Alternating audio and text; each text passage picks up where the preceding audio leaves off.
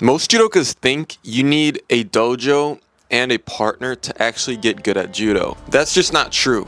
I'm about to show you the exact judo moves that I train that help me win real matches. No partner, no fancy mats, just you and these techniques. Comment down below if you train at home or you just go to the dojo. Very curious what my audience's training protocol looks like. The first drill here is shadow drill. You know how shadow boxers do their things? Well, judokas can do it too.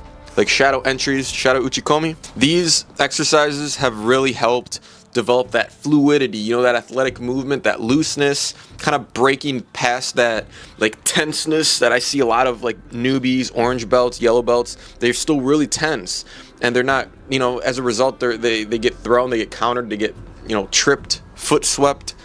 You just have to get rid of that bad habit. And I feel like doing shadow movement really helps with that. At least it has for me. It's polished like my athletic movement, my flexibility. It's made me like just kind of go with the flow when I'm fighting and go with the momentum and just rely less on my strength and more on my technique. And it's just a beautiful thing. That's what judo is about, the gentle way, right? Oh, and you got the deep step drill, which is my favorite one to master, like hip throws and uchimatas.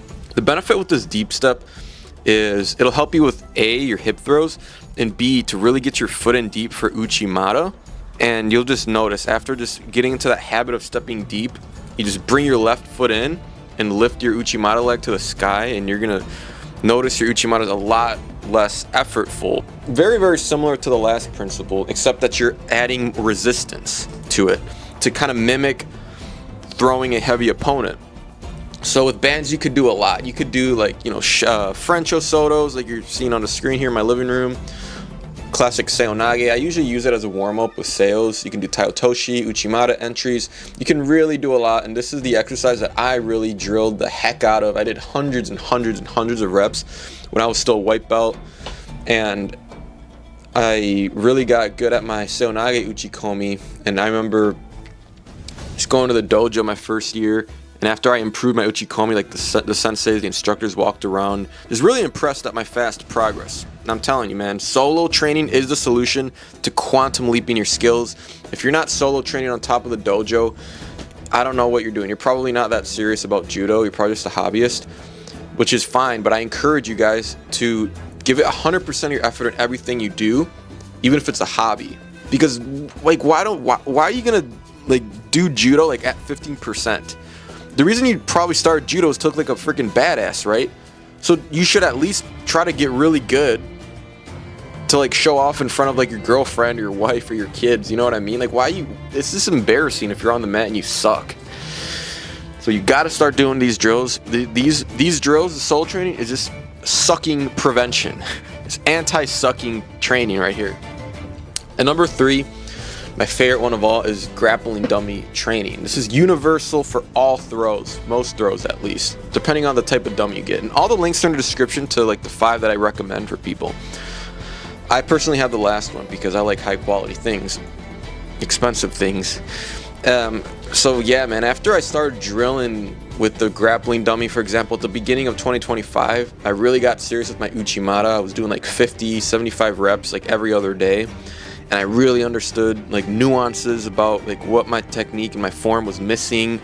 I learned that I needed to step deeper with my entry leg and swing my left foot as close to that first right foot as possible to really like rely more on my hips and less on my leg strength. And I started landing more uchimatas and randori. I was honestly astonished, even on heavier guys, people. It's crazy.